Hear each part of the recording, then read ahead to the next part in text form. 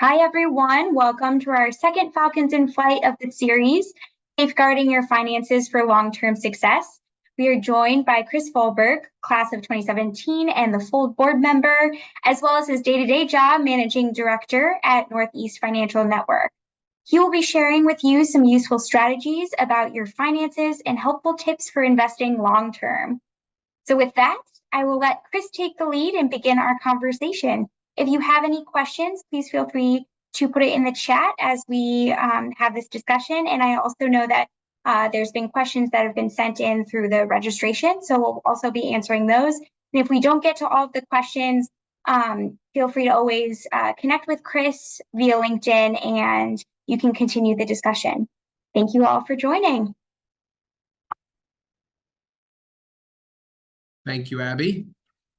And thank you to the FOLD Board for inviting me to present today. Hello, everybody. I can't see you, so I'm just going to go off of gut feel that everybody's excited to be here. I certainly am. And I'm feeling very honored to have the opportunity to present to my colleagues and my peers today around this topic of how to safeguard finances for, thank you for the claps, how to safeguard finances for long-term success. So when I took the opportunity to present today, I wanted to just prepare a few simple slides, okay? I think it's appropriate just up front to present on who you are hearing present today and who I'm representing. Simply, my firm, Northeast Financial Network, we've been around for roughly the last 80 years. We've served over 25,000 families, individuals, businesses. We manage over $4 billion of client stuff. Our physical footprint is scattered throughout the Northeast. We just recently moved our office to Com Ave in Boston. I'm here in New York, New Jersey, and Connecticut.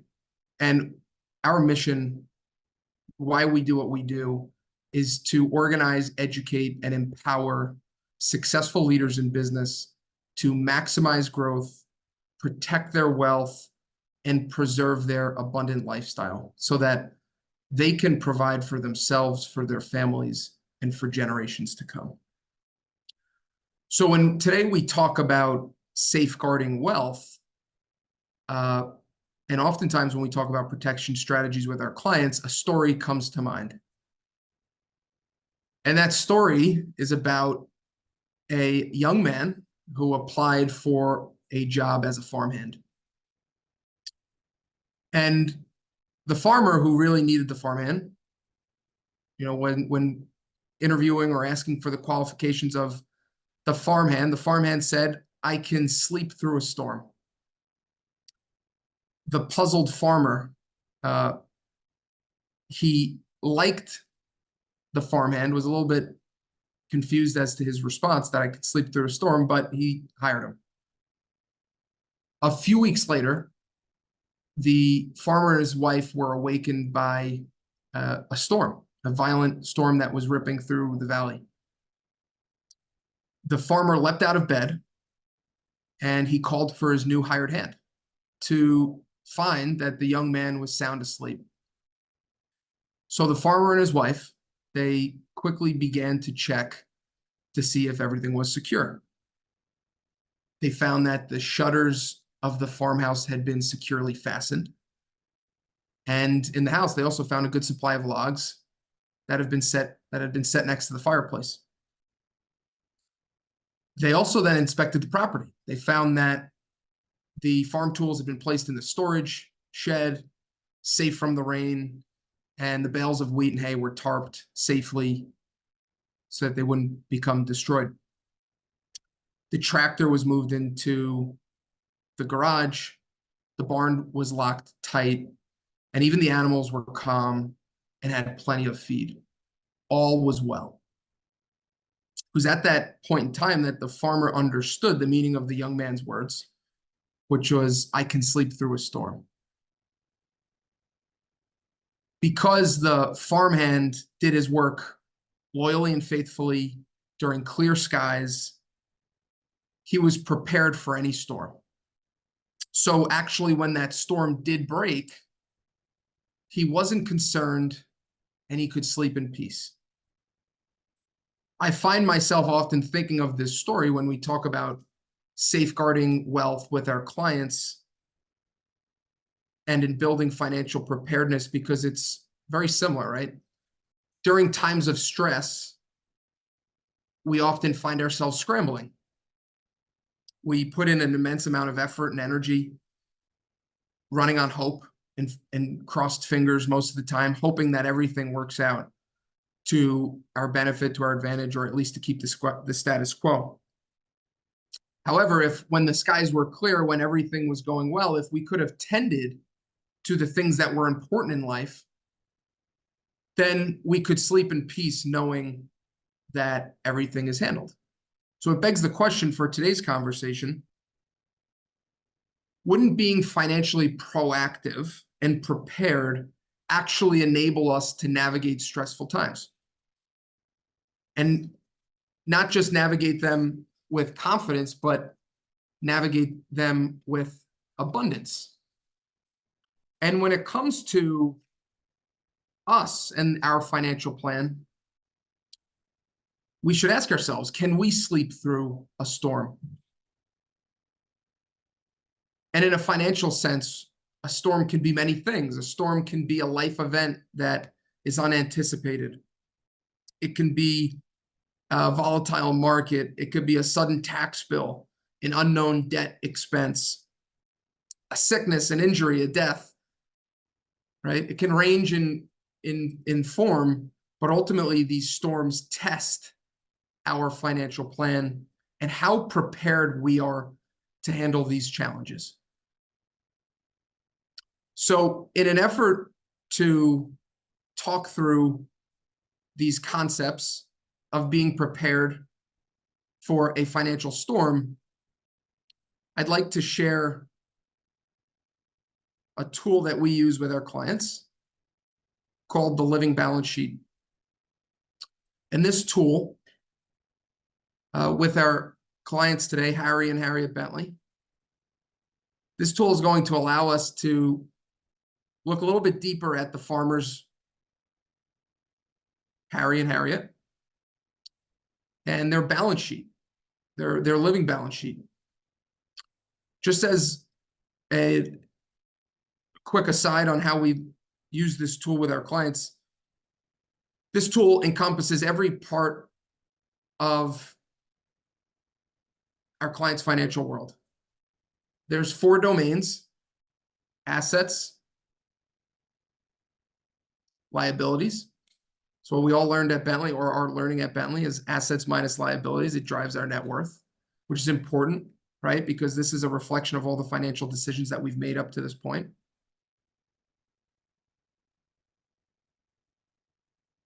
Also important, and not often spoken about, is how we actually build net worth, which is cash flow, right? And if that cash flow is so important to the way in which we can build our assets, then the roof over the house, which is protection, allows us to make sure that nothing unexpected happens outside of our control that can lead to some level of financial failure. Oftentimes, we'll have clients that focus very heavily on one specific section. How much am I making in my money market in the savings account? How's my rate of return in the investments portfolio? Right? But now let's take this story of Harry and Harriet Bentley, the 2 farmers who own the farm, and let's look at the bigger picture, right? If they looked at their individual tools on the farm, like how well their tractor ran, that of course would be important to the way in which their farm is either successful or not successful. But more important to the individual tractor is how the tractor works in the field, how the tractor actually produces a net benefit in the farm and allows for Harry and Harriet to then, right, sell or yield some benefit from the work that's being done. So when we think about what's really important in a client's financial plan, is it the tractor? Is it the savings account? Is it the farm itself? Well, in order to start this conversation around safeguarding financial wealth, it's important to understand what we're actually protecting and what we're actually safeguarding. If we assume, based on Harry and Harriet's income today, they're earning $350,000, and we assume that they just get a basic raise every year of 4%, and they're 37 and 36 years old, so they have 28 years left of traditional working years. If we think that retirement age traditionally is age 65,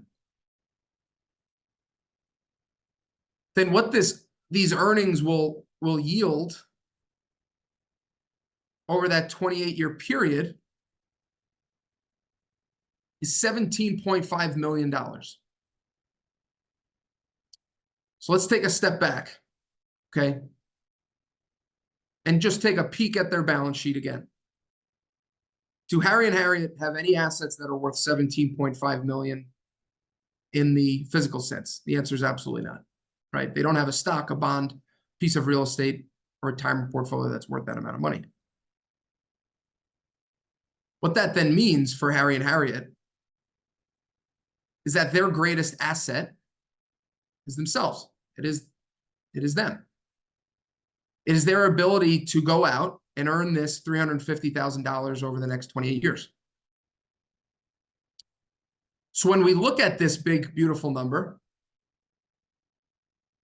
which is what all of their goals live inside of, making sure the kids are taken care of, retiring, completing estate planning, driving passive income from investment real estate, all of that comes and lives inside of this number.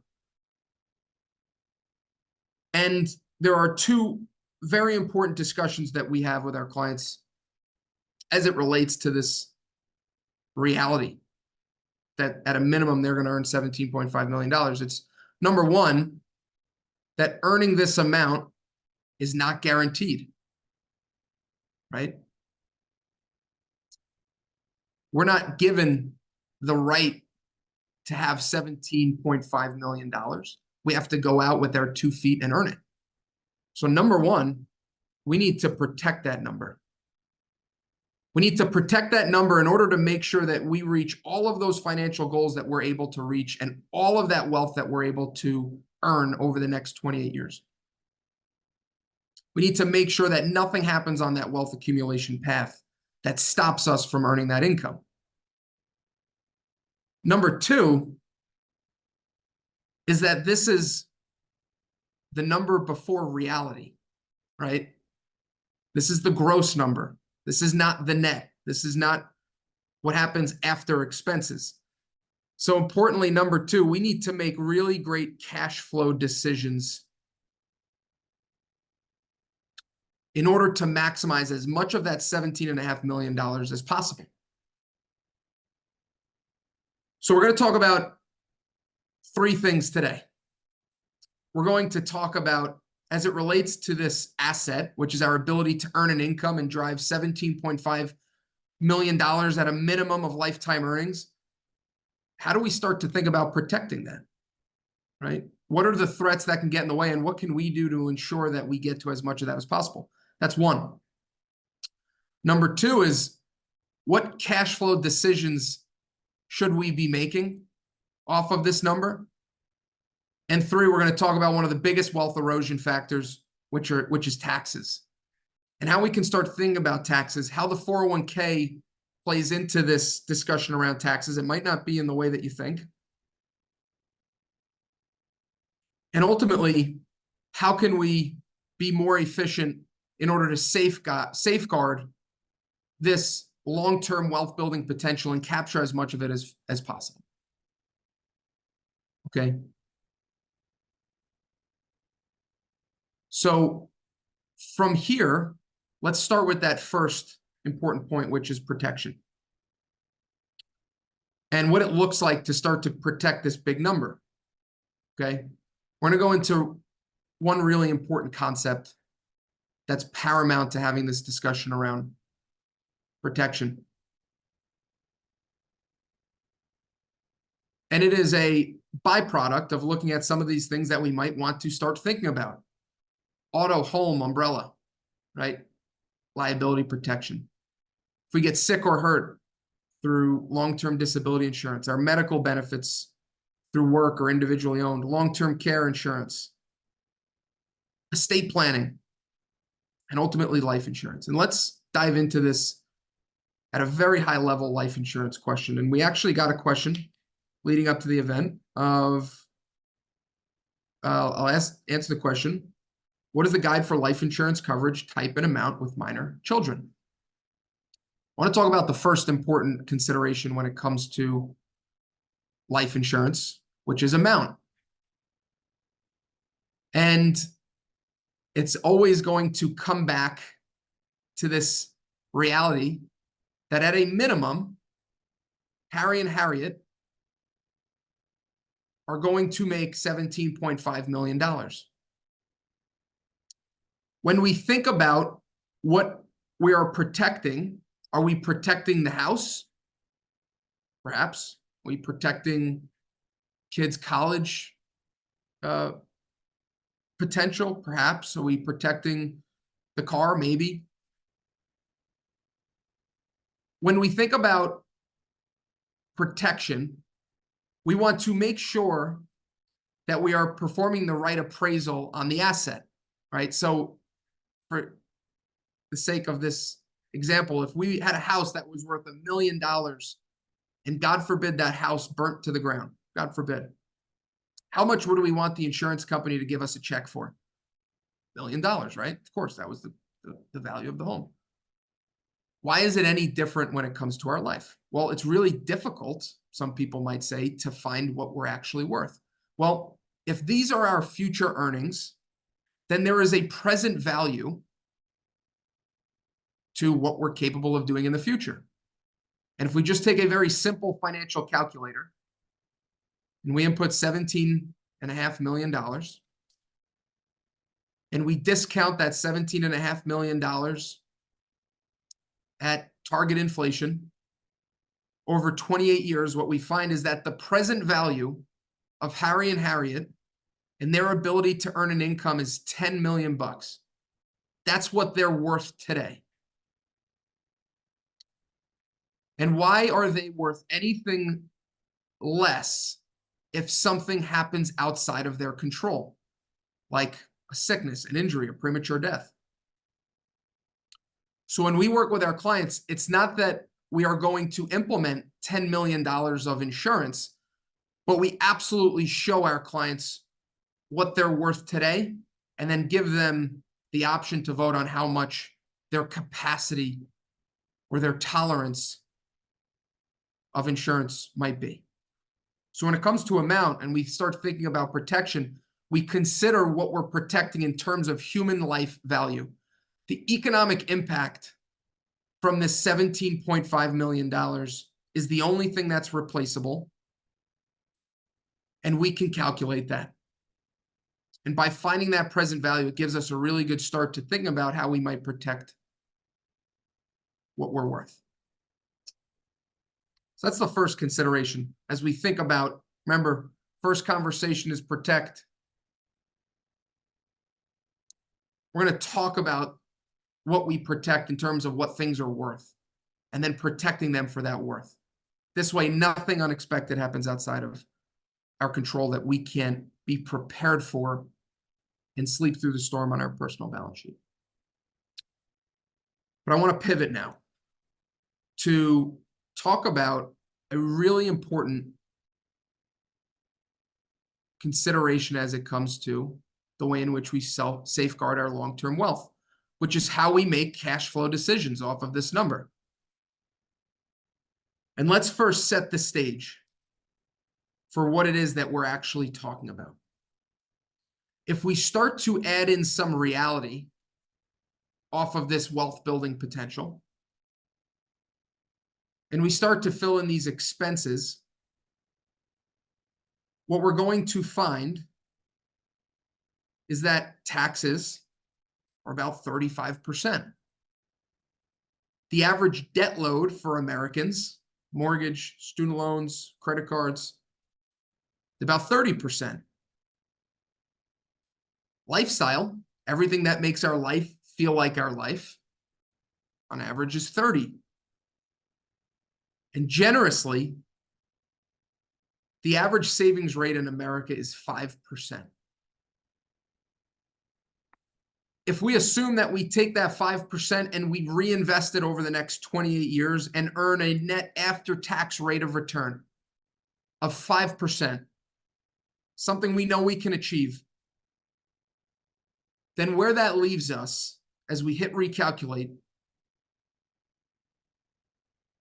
is in a really depressing place, right? This is not pretty. From $17.5 million, the reality of where we end up is with all of this waste, because of these wealth erosion factors like taxes, debt, and lifestyle, we leave a lot of money on the table in form of waste, and 17.5 million gets punched down to about 1.7. And here's the challenge with the financial services industry is everything there's a desire to solve everything with rate of return, right? It's like, oh, we're at risk. Let's take on more risk.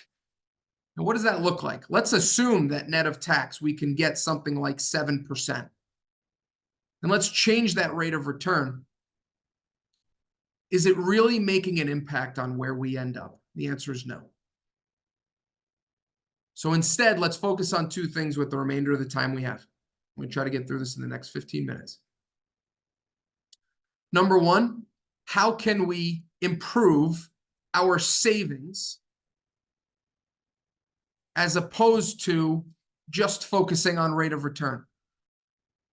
We got a question. What is a common financial misconception that people don't realize? Rate of return is better than rate of savings. False. Rate of savings is a much better indicator of whether somebody will be successful. Another common misconception, we need to cut lifestyle today to have a better savings rate that will put us in a better financial position. Also false. We're going to talk through that concept to begin. The second concept of three that we'll talk about, or the third rather, will be around taxes. And how can we start to think about this tax number? How can we start to lower this to internally save more money and ultimately leave us in a better position at the end of the day? And if we can start doing these things, cut phantom, let's change it back to 5% before we do anything. We're going to recalculate to go back to the base. Let's see if we can cut some of that lifestyle that we don't even realize is slipping through the cracks, right? And change that to 23%. Let's see if we can, over time, cut taxes from 35 to 27. Now we're in an environment where we're saving 20%, and without changing risk, without changing rate of return, right, we end up in a much different place, right? So it's rate of savings that we want to focus on. So let's do this. Let's go back to the balance sheet here and just look at a couple of really important inputs. What Harry and Harriet are earning. Harriet's earning 200, Harry's earning 150. And what Harry and Harriet are saving. Total of 57,000, mostly maxing out the 401k and then 1,000 a month to the investment portfolio. Very common with what we see from a client's saving strategy as they come in and meet with us for the first time. Let's go to this simulation tool called Life Events. And this tool is not meant to show where clients will end up. It's meant to give a sense of how things will turn out if we just continue to do what we're doing today. Let's add in a couple of really simple life events. The inflows, money coming in, simply their income, right? I'm going to zoom in so nobody has to strain their eyes. Here we go. the inflows of 350,000 and the outflows, everything that they're not saving, right? So it's if it's everything that they're not saving and they're saving 57,000, this is $293,000. This is everything: taxes, debt, lifestyle, insurance costs.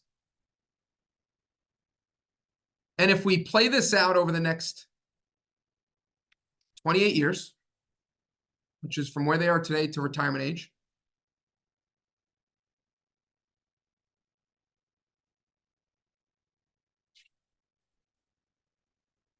then what we're going to find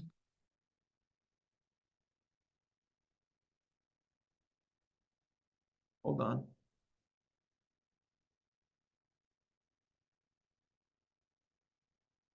Here we go. No surprise. They've accumulated 57,000 times 28.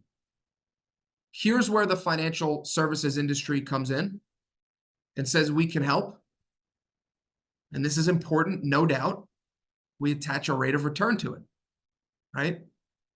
5%. Let's use again. This 5% net of tax rate of return is meant to be something that we know we can achieve from now into our vulnerable years near retirement. What does that do? Awesome. Takes us to 3.5 million bucks. No doubt that's significant. When we work with our clients, we work from a mindset of abundance. While $3.5 million might be fine or okay in 28 years, is this as good as we can accomplish? And we need to factor in some other reality that we haven't yet built in, like their inflows will go up. Remember, we assumed that their income will increase with basic raises along the way, no big jumps in pay. Let's just assume it goes up by 4%. Guess what else is going to increase? It's their outflows, right? Their lifestyle, their debt costs, things are going to change. And let's say that this also increases by 4%. I'm going to zoom out here for a minute so we can see the big picture. Before I hit recalculate, ask yourself, will there be a change to be higher than 3.49? And when I first saw this, I didn't think there would be a big change. But the reality is there's a significant change. Why? Well, think about a 4% increase on the bigger number is larger than the 4% increase on the smaller number. So to start, are we set up in the way in which we are managing cash flow? Is the infrastructure of our financial plan set up to save that unconscious difference over the next 28 years?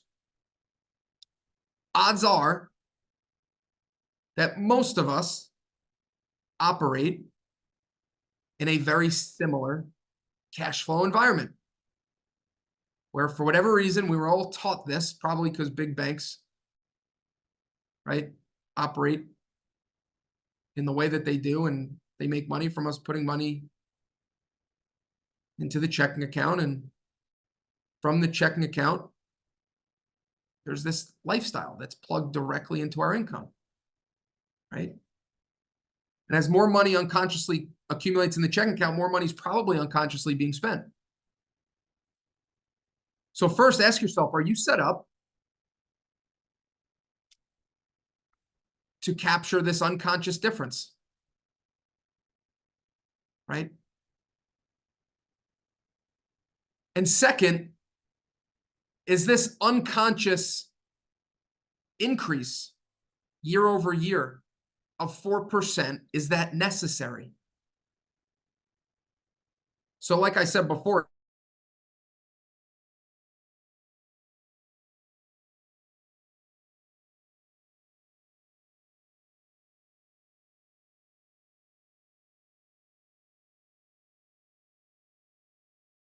spend money, and instead of increasing our outflows by 4%, what if we only intentionally increase them by 2%? So still enhancing our lifestyle every year. That lifestyle enhancement turns into lifestyle maintenance every year, year over year, increasing our outflows. Do you think that this is going to be a significant change in the amount of money that we might end up with? And the answer is that it's monumental. Without changing risk, without changing rate of return, if we can focus on the way in which we manage cash flow inside of our financial plan, if we can create over time cash flow engines that create passive income that can then be further brought into this momentum, where might we end up with just a really strong solution in terms of cash flow infrastructure? So this is the first point, was human life value.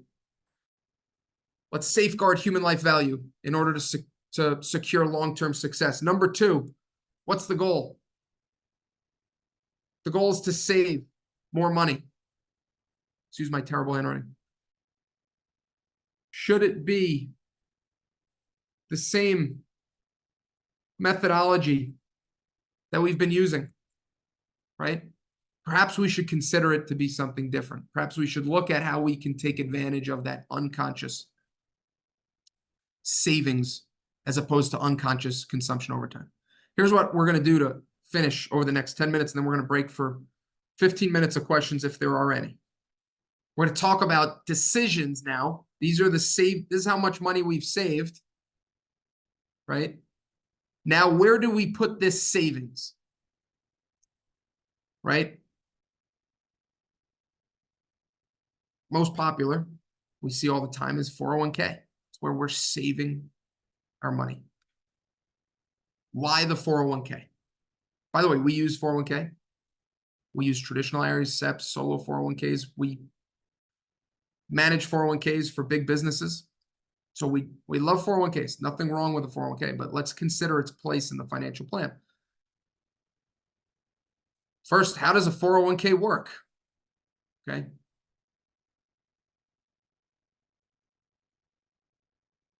Make sure that everybody can see my screen. Yep, we have the whiteboard up. How does a 401k work? Simply, a 401k works. Let's pretend that this is the 401k.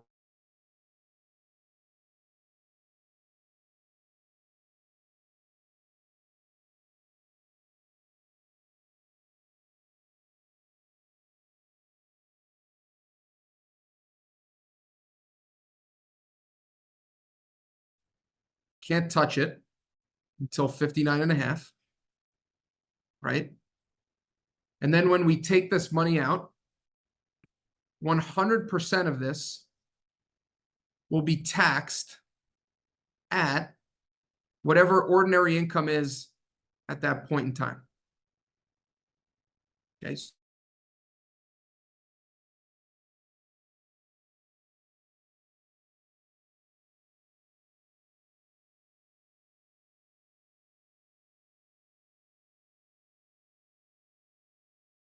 So it's not a business play. It's not a real estate play. It's not a tax avoidance from a liquidity standpoint play. This is a simply let's avoid ordinary income taxes today in order to pay them later. Well, let's look into what are taxes. When did they start?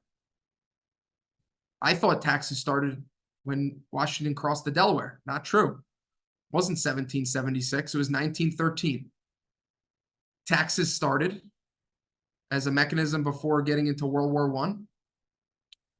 Taxes were supposed to be temporary. They were supposed to go away. And they were supposed to stay at 7%. Two things that didn't happen. They didn't go away and they didn't stay temporary. They didn't stay at 7% and they didn't go away. Instead, taxes changed quite drastically over the last roughly 100 years since the beginning of their existence. And as we probably all know, we're taxed in a progressive tax system, like a parfait, meaning the first income we earn is taxed at the lowest marginal rate, and over time, we're taxed more and more up to this highest marginal rate. Depending on how much income we earn, the higher the tax rate is. 401k actually was created in the early 1970s. Consider this, right? Taxes were highest marginal rate, 70%.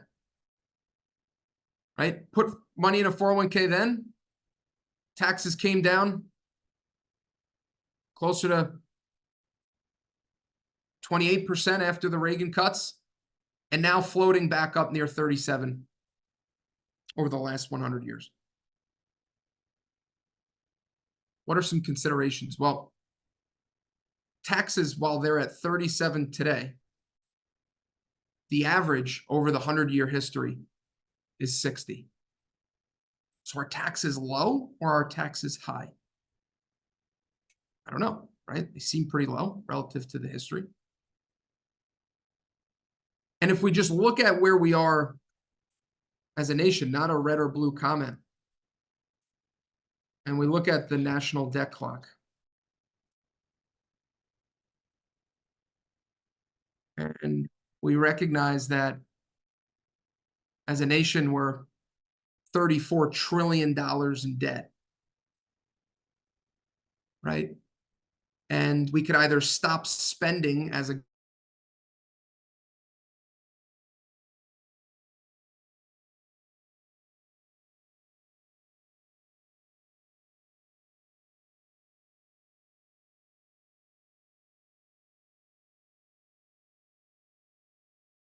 avoidance strategies, should we be putting most of our savings into a 401k where we at least don't know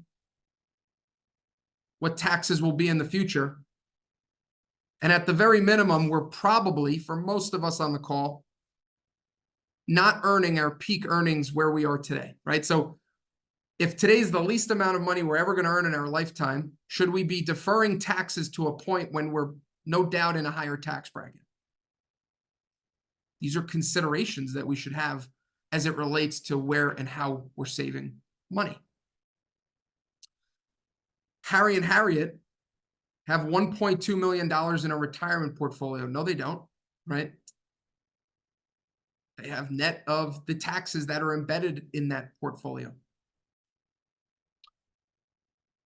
Why are 401ks great? Take advantage of tax deferral. Are you earning a lot of money? Are you at or near peak earnings? Let's defer into the future when we might be in a lower tax bracket. Are we getting a company match percentage? A great reason to use a 401k, or at least up to the match. But when we start to consider, and this is where we're going to end, okay, when we start to consider working through this tax number in order to keep some dollars on our balance sheet, we need to recognize that this is not a one-size-fits-all financial approach. We also need to realize that most financial advice from popular news channels or financial theater is given to the average American. The average American is going to retire with $70,000 of net worth in Social Security. It's not, right, most of us on this call, if any of us. So we need strategies that are going to be thinking about where and how much we save. And it really depends on the independent client scenario. So I'm going to leave with this story, okay? When I went to Bentley, I knew I wanted to get into something related to working with people and helping them identify how to solve business goals, how to solve financial goals. It's because I grew up in a family business. My dad, about 45 years ago, he started an air conditioning and heating company. I saw firsthand the struggle, the sacrifice that went into making that business successful. Thank God he and the business are still around today, doing very well. He showed me and my siblings a great life. And upon graduating, actually, my dad and the business, they were one of my first clients with my team here. And when we opened up the hood to his financial plan, I was surprised to see that this brilliant business owner masterful engineer. His financial plan was mediocre at best. And the reason it was mediocre is not because he had lacking financial discipline or wasn't smart. It's because he was the result of a traditionally very transactional financial mindset, right? A lot of people sold him stuff, insurance products, investment products. He had this junk drawer of financial stuff. None of that stuff individually helped him to solve his most important goals, which was, how do I exit the business? How do I preserve my lifestyle forever? How do I take care of my family beyond the shadow of a doubt, right? Ultimately retire. These are the bigger questions that aren't addressed by a single product. And what I recognized was that most people that are really great at their jobs or in their businesses, they're spending most of their time in their jobs or their businesses. And when they're not, they're with their family or they're with their loved ones. So when I look at my dad's example and I think through what he could have done better to maybe just put himself in an even better place today, it's to look at his financial plan, not from a product standpoint, but to look at it in terms of how we can develop a prepared strategy, a comprehensive, holistic approach to making sure that no matter what, we can sleep through the storm. No matter what, we can make sure that everything's in its right place to maximize all of the awesome opportunities that we're going to come across. So that's why when we work with people and clients,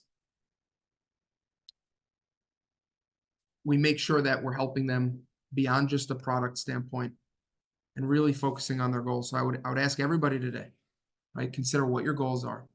Find a professional, find a team that can maybe help you think through those goals. As it relates to specific product options, consider not just the net benefit, consider of that individual product, consider the ripple effects that it sends across the entire financial balance sheet, and look comprehensively. So I'm going to turn now to questions. I'm going to leave the backdrop of actually, I'm not going to leave a backdrop here to start. Well, let me just first address the question. So, opinion on a Roth IRA contributions, backdoor above income limits in addition to 401k contributions. Yeah, great. Awesome. Why not, right? Again, it's not as that bad, right? Does it make sense in your financial plan, right? What are your goals? Do you want to have liquidity in the short term, right? Remember, a Roth, there's going to be some component of liquidity. The way a Roth works, you can take out part of your contributions, but mostly it's illiquid till 59 and a half. You can't touch it until you're about 60, right? So when we think about what makes people successful, it's by having money to jump on opportunities and to not have any forms of inefficient debt. So is a Roth IRA great? Yes. Do we use them? Yes. They're great. Backdoor if above income limits? For sure. No problem. Just remember, it's not liquid. Okay. In general, how is automation and AI impacting the financial planning industry? Great. Is automation, AI, and the technology being used for financial calculations done for clients? Yes and yes. Yes, it's impacting, and yes, there's going to be a component that's going to benefit clients for sure. Graduating from Bentley and caring about data and caring about the numbers and the quantitative side of finance, it took me a long time to realize what I'm about to say, which is that there's so many variables related to financial planning. What's the stock market going to do? Who's the next president, right? What are taxes going to do? Inflation, interest rates, your next life event. How big is your family going to be? Where are you going to live, right? These things we can't predict. We don't have a crystal ball. We all know that our life was different than it was maybe 3 months ago, and probably wildly different than it was a year ago. So if we can't have this constant in financial planning, right, it's impossible to predict the outcome. The best financial plan is going to be a series of short-term plans that result in the long term. The financial decisions that we make are also going to incorporate a lot of emotion. So while AI is an amazing tool, so like in our firm, we use BlackRock's tool called Aladdin. $40 trillion a day flows through this tool. We use it to help ultimately predict the future. Do we know the future? Of course not, right? But it's going to help us be a little bit more predictive as we consider client outcomes. But at the end of the day, the way that AI is going to have an impact on finances personally, will be the same effect we've seen with robo-advising. But ultimately, when it comes to putting together the big, comprehensive, holistic financial plan, there's a lot of emotion that comes into that. And that's where a team that you can trust is going to be really important. A long answer. I hope that answers that question. Let's see. I'm going to wait for another question if there is one. And if not, I'm going to address one of these questions I think is great. Can you talk about navigating finances for newly married couples? We used to have everything separate. Great question. This starts with cash flow. Okay. And I think that since there's no other questions coming in, actually, at least I don't think, Abby, you can tell me if I'm wrong. I want to end with. Correct. Okay. I'm going to end with this as the question to answer. Okay. How do we manage cash flow? All right, let's go back to those concepts. Income goes into checking account, which feeds lifestyle, right? And after all that's done, we save money. This is what's very typical. And we find ourselves on this treadmill, right? We send money to the savings account. Life happens. From the savings, we send it back to the checking, right? Or just the point that we made before, lifestyles plug directly into income, right? In order to interrupt the spending circuit, to use the power example,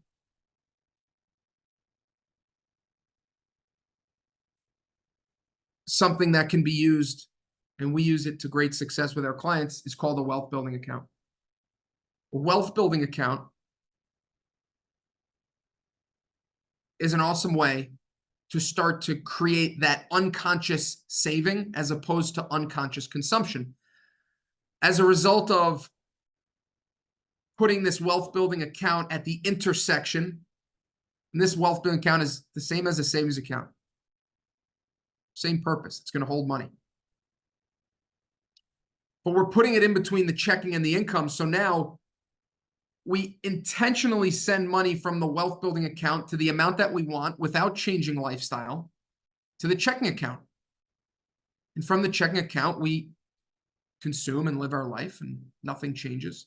But now what happens is, as our income goes up over time, we're unconsciously saving that money, right? And from this wealth building account, we can make very specific allocations to cash, investments, retirement, real estate, businesses. And we can do it with intentionality and organization, maximizing that unconscious savings over time, right? This is what we went through with that life events calculator. We showed that, hey, if we can just engineer in this constrained lifestyle enhancement over time, then we have this enhanced wealth building opportunity. That's significant. And now from the wealth building allocations, as we start to create impact in those different investments, we can flip it back to the wealth building account as passive income so that now we can start to develop that momentum that we're looking for. So to answer the question, how can we start to navigate finances as a married couple? Well, it's getting organized around cash flow. Cash flow is the foundation of every financial decision that's going to be happening in your world. Cash flow is what businesses are valued on, right? It's the most ultimate place to begin. So with that, I hope that answered the question. I'm going to just leave up here my LinkedIn, the bookings link for my team. If you wanted to carve out time to get some specific questions answered, I hope that today was helpful. Please give us feedback. This way we can change for next time around, or just do things a little bit differently. But I appreciate everybody today. Abby, thank you again for having me, and I'm going to throw it back to you. This was great. Thank you so much, Chris. I really appreciate it. It's been wonderful having you and having you a part of the board and flesh out these series. I think it's been really quite successful. And so I appreciate you joining us today to talk about our how we can think about our finances and look to the future to really build a path to success. So I appreciate that.